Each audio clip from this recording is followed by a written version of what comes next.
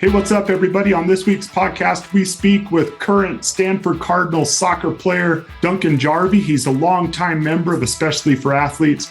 He talks about a story of resilience when he got cut from a team and how he responded and how it's led him to where he is today. We also talk about the E4A principles and how they have helped shape him throughout his soccer career. It's a great discussion. We hope you enjoy. Welcome to the Sportlight Podcast for parents, coaches, and athletes. The Sportlight refers to the time in an athlete's life when they have increased ability to affect the culture around them and the increased opportunity to learn life's lessons through sports. This podcast aims to help parents and coaches capitalize on their athletes' precious time in the Sportlight. The Sportlight Podcast is brought to you by Especially for Athletes program.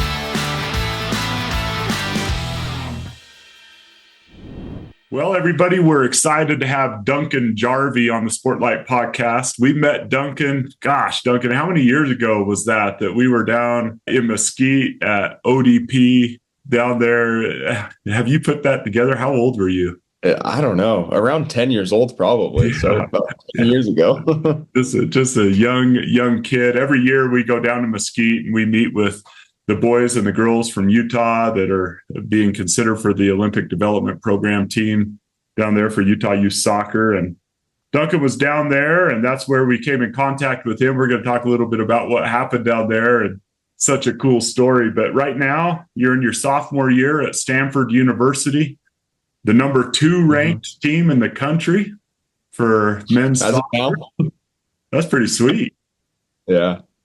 Yeah, that's awesome. And so tell me, though, I'm really curious, what's school like at Stanford University? Is it pretty legit, pretty hard? Yeah, I mean, it really is what you make of it. Depends on your major, I guess. So far, it hasn't been like too difficult for me, but it's probably just the classes that I'm taking. I'm probably taking an easy route with classes. I don't know, but it's been good. It's been good so far. Nothing too hard. And what's it like being in the ACC? So last year you played in the Pac-12, right? And then this year ACC. What's that been like, traveling all the way across the country? And people were worried about these sports like soccer and baseball and stuff, traveling all over. What's your experience been like so far? No, it's been awesome. It's been really fun to play some of these new teams. Like the ACC for soccer is the best conference that there is. It's been awesome. I mean, travel is just...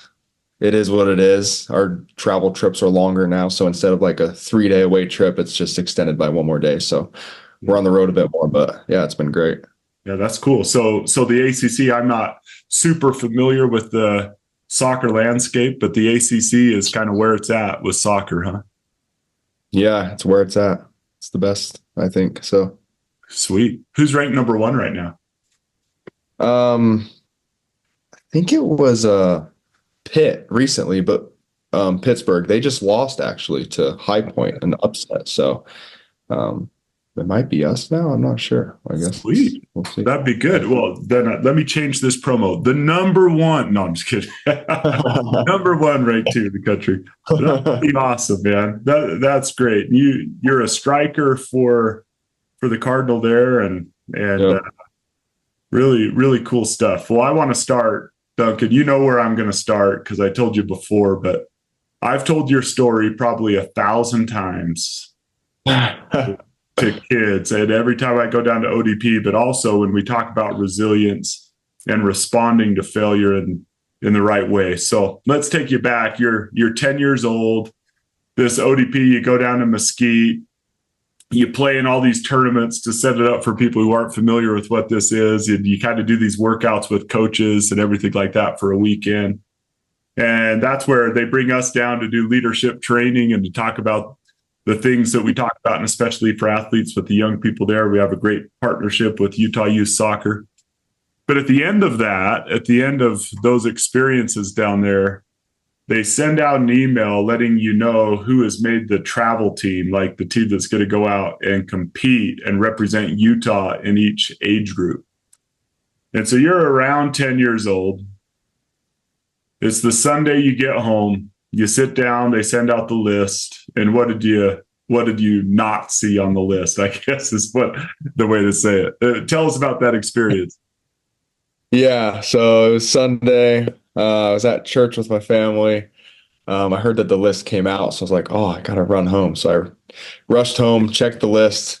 I was super nervous, and then I pulled it up, and I did not see my name on there. And I was devastated. I was young. I really wanted to go down and travel with the team and make the team. Like, it was really important to me at the time. And yeah, it was just kind of devastating, I guess. Yeah, which is one of the coolest things about sports, right? And I know we don't love those moments, but it gives us opportunities to learn to respond to the devastation that comes with sports. And but here's what I share with all the athletes when we talk about resilience and responding to failure. So you failed to make the team. Obviously, no one would look at you as a 10-year-old kid and be like, what a complete failure. That's not what we're saying.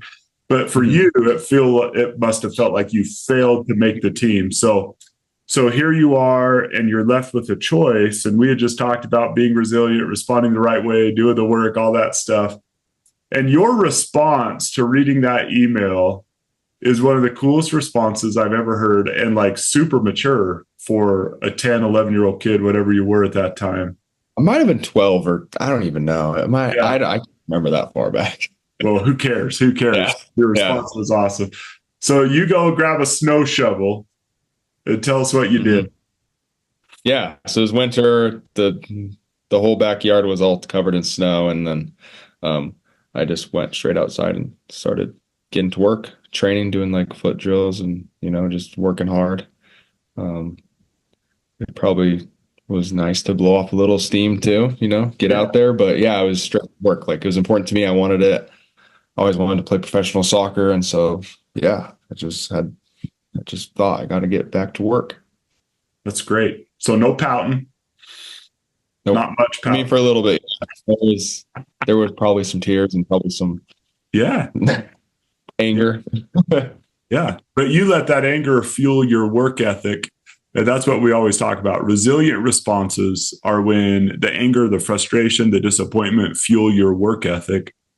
Mm-hmm. The other way you could have responded is blaming it on coaches, talking about, them favoring people, talking about all these things. And even if you felt all of that, if you stay stuck in that, and I'm not saying you did or blamed anyone or whatever, but if you stay stuck in that, you don't go anywhere. Mm-hmm. Right? But you choose to go out, literally shovel away some snow, and you start doing drills right there. And I'm sure that attitude has led you to where you are today, and I know we've done this in a podcast. I did it with you when you were a young teenager before, probably when you had just signed with Stanford. But I think that's a really cool story to refresh, to let people know kind of who we're talking about here and who we're talking to. And so now you went through, high school club. Now you're at Stanford, learning the lessons there at Stanford. And I would love to pick your brain about just some of the E4A principles. And let me hit you with this first question, okay? Mm-hmm. What have you learned about the price of success in your own journey? That there's a lot of sacrifice to be made when you want to reach major goals or major achievements, I guess. I'd also say that it's really not a sacrifice if you want something. It's just something that you decide between. If you have two decisions, like if you have the option to go put extra work in or just like commit to something rather than go party or goof off with your friends, I guess most people would look at it as a sacrifice. I'm not going to go out to that party, or I'm not going to go do that fun thing. I'm going to stay and train or something.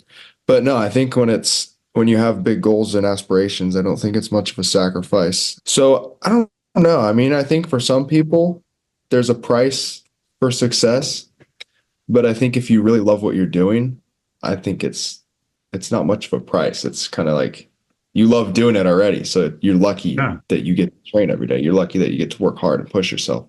Yeah, I get it. I love sports so much that it never felt like I was sacrificing.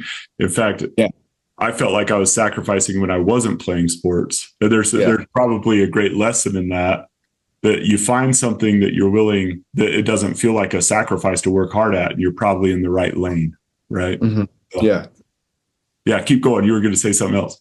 Yeah, besides that, I just would say like, sometimes it is hard to like choose to work or train over, chilling at the house or with your family or friends. Like, you always want to have a little bit of that, and comfort. Time away from family, I guess, is another one that you would have to, I guess, so-called sacrifice, if you want to use that. Yeah, I think it just kind of that.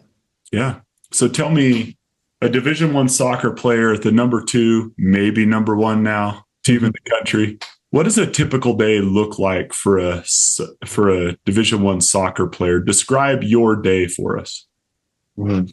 It's not very glamorous, I'd say, unless you love the sport. Usually wake up around probably like 7 to 8. Usually class starts at 9 or 10:30, depending on the day. A couple classes before training. We usually train around 2.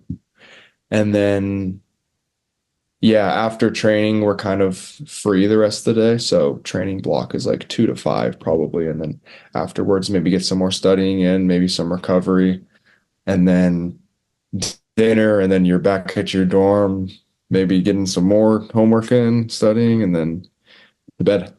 So Yeah. it's kind of, I love it. I mean, a lot of the guys love it, but it can get repetitive at times. Yeah. So tell me this, we're trying to talk with athletes about this more and more. How important is getting sleep to you? Oh, it's super important to me, especially. Like, I go to bed at like 9:30. I get tired. So I go to bed at 9:30, probably wake up at like 7:30. And yeah, it's huge, especially the amount of training and work we're doing, lifting on top of that. Sometimes we'll have morning lifts, but yeah, and school as well. Like, that takes a lot of energy as well. So Yeah. sleep Yeah. is more important. We had Daniel Summerhays on, professional golfer, and he talked about how professional athletes now are realizing that there's supplements. Yeah. There's all these things, but the real superpower is sleep. Like that's what professional athletes right now are prioritizing almost above a lot of the other things, is making sure they get that time, that sleep. Also, what about eating? Tell me what they teach you all about eating if you're going to be a Division I soccer player. Yeah, well, they really structure it out for us and lay it out pretty clear to what they want us to be doing, meal times, how much of like what we should be getting, how much protein, like carbs, when, like all of the different timing and sorts. And so, yeah, you can kind of just model what you want to eat off of that. So like, I kind of have my go-to like breakfast that I have, or meal timing before training that helps me perform and feel good. So yeah, eating is also very important. So let you teach maybe someone who has no idea, because they're at Stanford, some of the best probably sports nutritionists in the world, right? That help you guys understand these things. And so tell me, what's a breakfast for Duncan Jarvie? I really like eggs. So I usually eat like 4 eggs in the morning, a little bit of fruit, maybe some like sweet potatoes or like a bagel, something like that. And then maybe some yogurt if I'm still feeling hungry, like some Greek yogurt or something like that. Awesome. What do they have you guys eat? You said protein. So tell me, like, when you're at the training table and they're feeding you guys, what are they loading you full of? Like, what are some of the examples of things you seen they're feeding you often? Yeah. So we're super lucky to have like athlete specific dining here. And so they have like all sorts of food. Like it's actually crazy. Tonight was just like Mexican Taco Tuesday. And so they got like carnitas, they have chicken, a whole bunch of different Mexican food. And then they have another section of just like everyday food that's there every day, like salmon, you have grilled chicken, like different types of rice, potatoes, all that good stuff. So yeah, it's all just good food that's going to help you perform and, feel good. And when you started like eating in that such a structured way, because it's harder, right? Sometimes it's harder as a young person to do that, but did you feel a difference in your performance and your body and all those things? Yeah, totally. For sure. Yeah. it's also super easy here to overeat because the food that they have is like incredible. So you're not going to go hungry here, that's for sure. Yeah, but yeah, no. Once I started really like getting down with my diet and eating the right foods, it makes such a difference. You just feel so much better. Yeah. Awesome. Now we have a principle, you've heard us teach it as you've grown up through ODP and stuff, called win the hour, which is like deciding where you're going to put your energy each day, right? There's if everything's a priority, nothing's a priority. And you have to learn when you're in a moment to be in that moment. Now you're at Stanford, you've already talked a little bit about, the academic rigor there at Stanford. It's a pretty difficult college, has a reputation for being very high academic standards. I imagine that you have had to really learn how to put things, the most important things first. And we've already talked about that a little. But what have you learned in that tough academic environment about what it takes to succeed in school and be an athlete at the same time? No, I mean, I've learned to really prioritize my time and the important things and not procrastinate. Before coming into Stanford, I was a huge procrastinator. Like I never did my schoolwork on time. I was just kind of saving it all till Sunday night before it was due. But yeah, once I got here, it's like we're on the road traveling, training more. There's more lifts. There's more things that you have to be on top of. So it forces you to really get on top of your schoolwork. But yeah, I really like the saying win the hour, because it really, like for me, like when I've implemented that into my life, it's like you focus on one thing at a time. Once this thing's done, then you move on to the next. It's good to not be thinking, oh, what's next? Like focus on what you got to do now. And I think that's helped me with my schoolwork and the soccer, just being present. Yeah, that's awesome. So tell me a little bit more about that. You said it's helped you to be present. That concept of win the hour, like what impact have you seen that having on you? Emotional well-being, like stress, all that stuff. What does win the hour do for you? I mean, like I said, just makes you be in the present and focus on the present. And so I think a lot of unnecessary stress and worries come from thinking about the future, like, your upcoming tasks that you have to do, your assignments, all that. And I think win the hour really makes you center in and just focus on, what I have going on right now and how can I do what I'm doing right now to the best of my ability to ultimately win the hour. So yeah, that's cool. It does simplify things for me. Like it's not easy to do, right? But when we can say, hey, what do I need to give my time and energy to right now? And then we just say, I'm going to block out everything else. I can't control any of that anyways. I'm in this moment and I'm going to give everything. It just seems to simplify life, turn down the volume in your head. And yeah. It's so simple that it's like hard to do. It's hard to stay present for a lot of people because your mind's got a million things going in and out. Yeah. So how do you do that? Like what goes on in your mind when you're starting to stay present in a moment? What do you tell yourself? Like, how do you bring it back to what's currently going on? I think for me is just taking couple deep breaths, like just breathing, I think really helps me. I like to do like mindfulness, just like little meditation throughout the day. Like, I think that helps a lot, but those are the main things. I mean, just really just look at your surroundings, just feel your feet on the ground, I guess. Yeah, that's awesome. Do they train you guys in like mindfulness and stuff like that? Do you ever have sports psychology people working with you? Yeah, we have a sports psychologist who comes and talks to the team, and then we can like come and meet with them whenever we want to schedule an appointment. Yeah, that's cool. And they talk about stuff like mindfulness, being where your feet are, feet on the ground. Is that stuff that's those conversations? Yeah, that has been some of the stuff that I've learned from those conversations. Yeah, they're really great. It's a really great resource. That's cool. I like that. Feel your feet on the ground. What does that mean to you? Like when you hear context of them training on that, like you said, feel your feet on the ground. I would love to know like what that means in your head.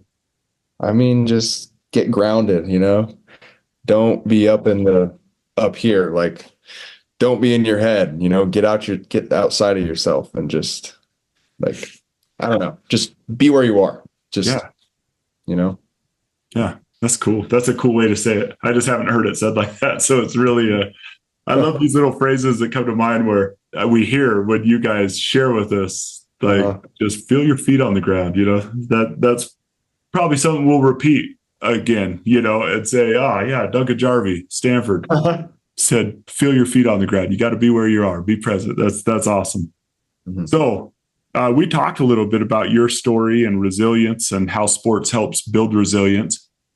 As you look at kind of back over your sports career and now even where you currently are, when you're playing on the number 2 team in the country, there's a lot of people competing for a limited number of positions and everything. And there's ups and downs and disappointments and successes. And how has sports helped you to build resilience in your life?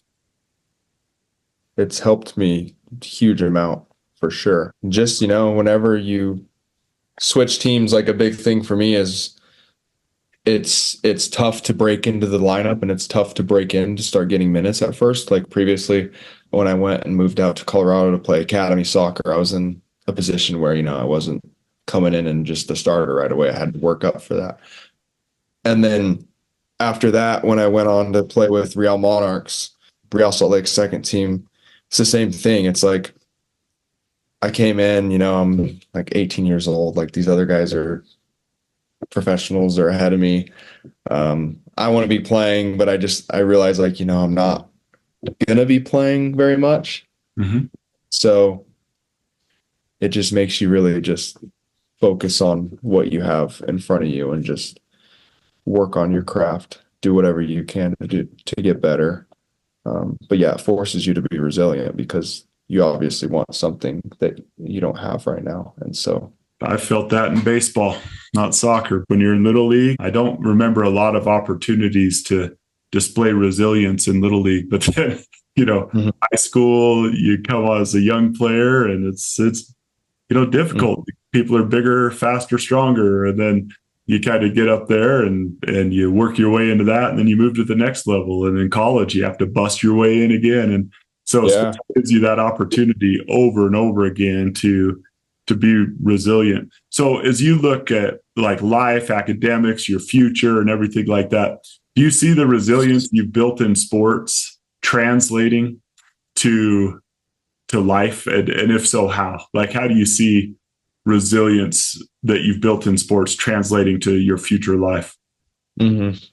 Yeah, no, it's totally translated for sure. I mean, I think, and I don't know how to really articulate like the ways that it has, but it's just for me is like whatever happens, I feel confident that it'll all work out or that in the end, everything's going to be fine. Like don't stress, just don't stress about what you can't control.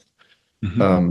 Because it's not worth stressing over that, control what you can control. Just let life kind of, I don't know. I guess it's in some ways like just let go of things and just do what you can do. Yeah. But yeah, I mean, I've always been super goal oriented and driven. So I kind of have that confidence in myself that I'll eventually get what I want out of whatever situation. Yeah. And if I don't, life moves on. Yeah. But you're going to make sure you do what you can control to get that, right? Yeah. It does simplify life and it helps you be resilient when you start putting all of your energy, all of your emotion, everything toward the controllables in your life. Mm-hmm. Instead of staying up and worrying about all the things you can't control or all that time people spend worrying, if they spent working or mm-hmm. refining themselves like that, then that actually helps get to a goal. If you spend all your time worrying, you're wasting time, Yeah, take action, Worrying's not going to get you anything. Yeah, that's cool. Okay, so here's one for you. We've got so many variety of answers when we ask high-level athletes this question. Mm-hmm. What does it look like to you for an athlete to compete the right way? Like we have a saying, you've heard us say it, you've heard it since you were a little kid, compete without contempt, compete without hatred. On the soccer field, as a Division I athlete at one of the best teams, on one of the best teams in the country, what does it look like for a soccer player to compete the right way? I'll just leave it there, because we would compete without contempt, but I don't want to put those words in your mouth. I would love you just to say, if you're going to compete and be a real, fierce competitor, it's how you do it the right way. What would you say to that? No, I think you have to have a little bit you have to have a chip on your shoulder a little bit. I think you got to really get in there and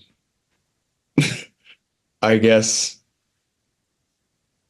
I don't know. I think compete without contempt is great. You always want to be a good person on the field, I guess. But I think once you're competing at some of the highest levels, you got to be selfish. It's either you or them, you or the opponent. So sometimes you got to, I guess, be more ruthless, mean, use some of your anger to your advantage, I guess.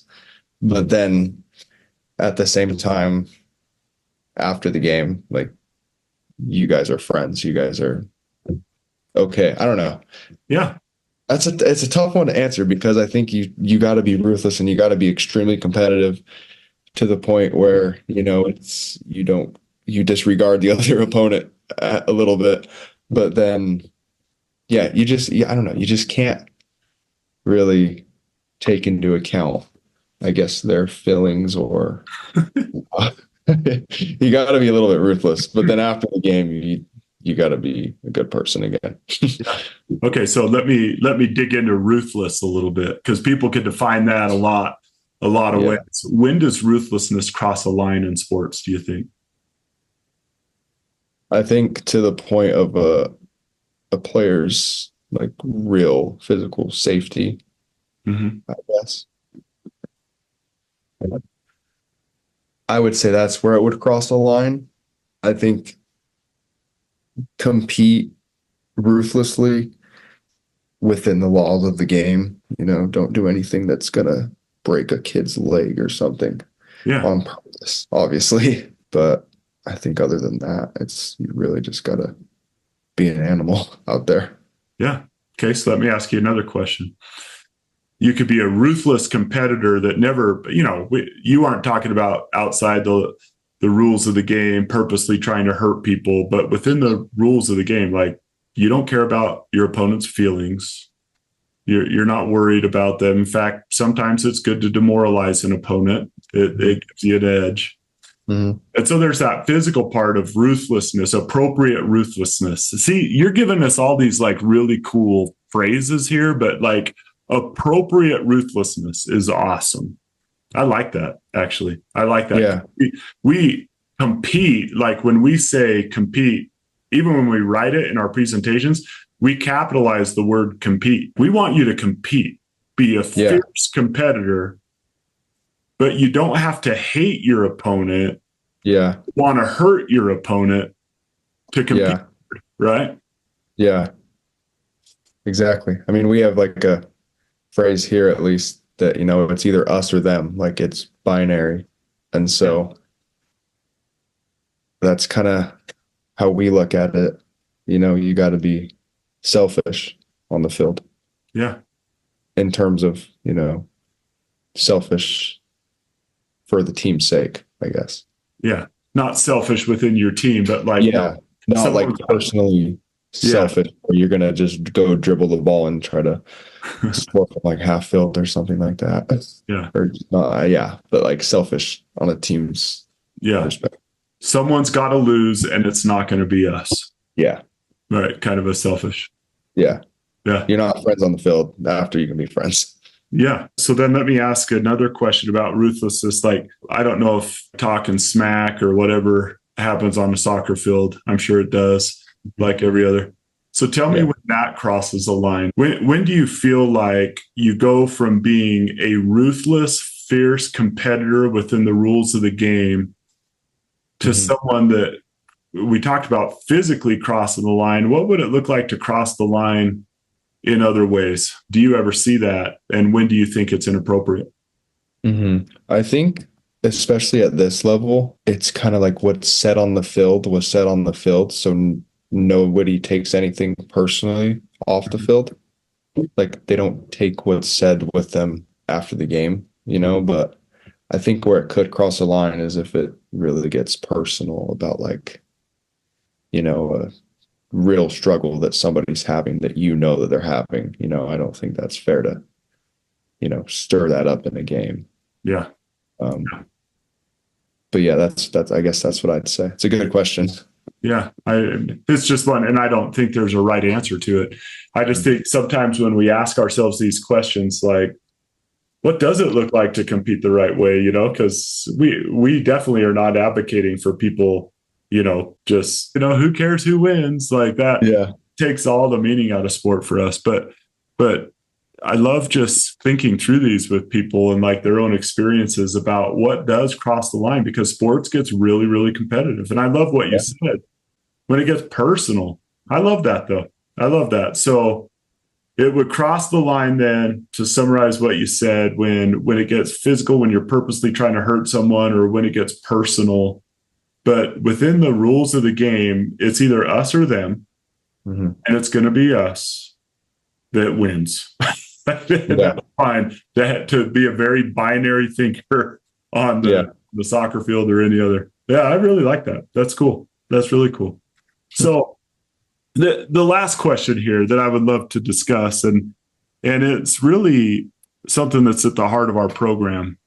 It's the name of our podcast, the Sportlight Podcast, the name of our book. That spotlight is the extra attention that's given to athletes because they're in the spotlight. And we call it the Sportlight. And it puts them in a position to have everything that they do be more powerful. If they do good, it's more powerful. If they do bad, it's more powerful. It hurts more. It either helps more or hurts more. It either strengthens or makes people feel weak. It either makes people feel scared or it makes people feel safe. Like athletes have that ability. I'm curious, just as you've gone now, and a lot of people I'm sure look up to Stanford Soccer players and look at you, watch your games, want to be you. How has your position as an athlete helped you to lift or mentor other people? It's a good question.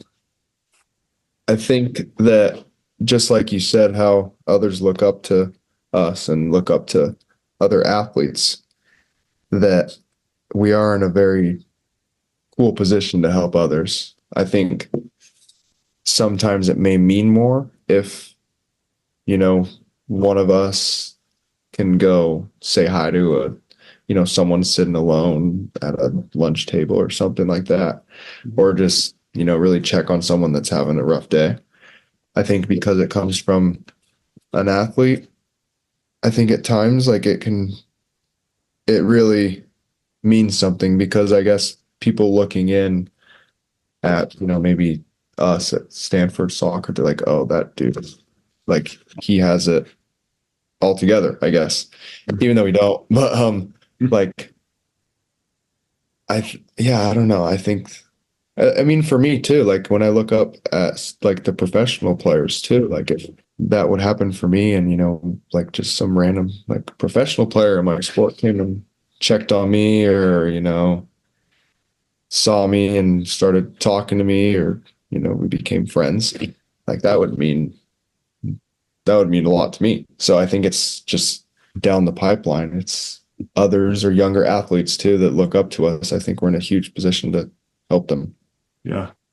And I love what you said there, that people sometimes would look at a soccer player at Stanford and think, yeah, they have it all together. Right. And you said sometimes we don't. And that's true, that if you have your eyes up and do the work, you'll notice even people on your own team. You'll notice when teammates are struggling, when someone's having a difficult time. Yeah, no, for sure. Everyone's got their struggles. So yeah. Awesome.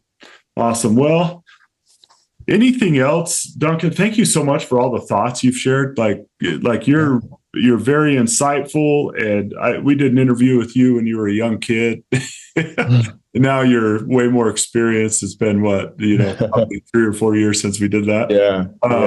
We get to talk to young people here in Utah. We have a partnership with the Utah Youth Soccer Association. We do a bunch of events with them, and there's a lot of kids that are in your shoes when you were that 12, 13-year-old kid that was going to ODP and with dreams in your heart and all that.